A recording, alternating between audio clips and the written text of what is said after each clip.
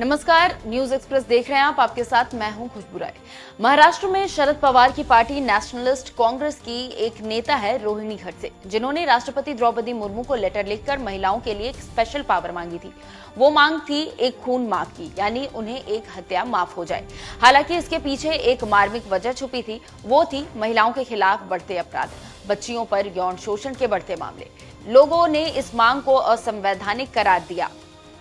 सवाल उठे कि अपराध के खिलाफ लड़ने और पीड़ितों को न्याय दिलाने की बजाय राजनेता कानून हाथ में लेने की मांग कैसे कर सकते हैं। रोहिणी खडसे पर तमाम सवाल उठे। अब ऐसे ही एक और नेता हैं जो महत्वपूर्ण संवैधानिक पद पर भी काबिज है। उन्होंने दुष्कर्मियों के खिलाफ एक्शन का जो रास्ता सुझाया है, उस पर अब सवाल उठने लगे हैं। हमारे यहाँ एक नगर पंचायत है, वहां बहुत सारे कुत्ते थे। उनकी संख्या बढ़ती ही जा रही थी, इसलिए उनकी संख्या कम करने के लिए नसबंदी की गई।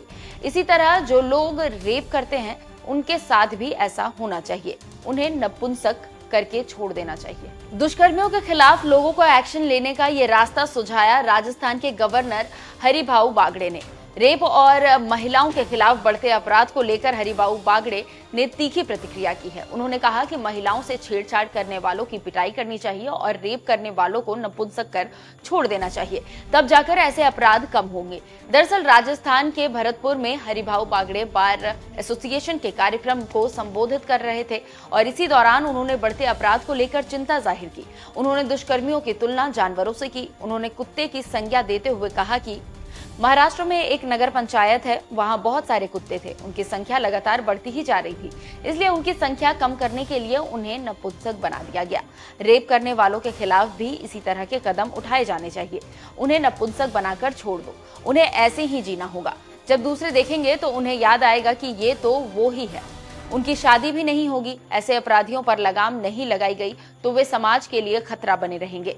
अपराधी को पकड़कर पिटाई कर देनी चाहिए, हाथ पैर तोड़ देने चाहिए। इस दौरान हरिभाऊ बागड़े ने महिलाओं पर अत्याचार के समय वीडियो बनाने वाले लोगों को भी सुनाया। उन्होंने कहा कि वीडियो बनाने के बजाय लोगों को मदद के लिए आगे आना चाहिए। जब तक मदद की मानसिकता मन में नहीं आएगी, तब तक दुष्कर्म नहीं रुकने वाले।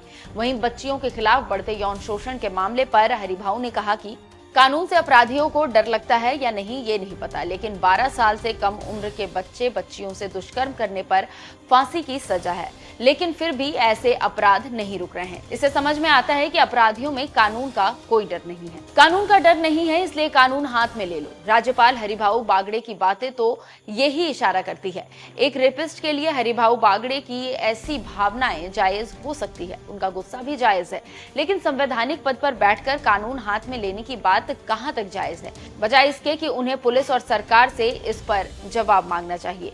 कई मामलों में तो अपराध साबित भी नहीं होते। ऐसे में भीड़ पहले ही हिसाब कर देगी तो ये अन्याय भी हो सकता है।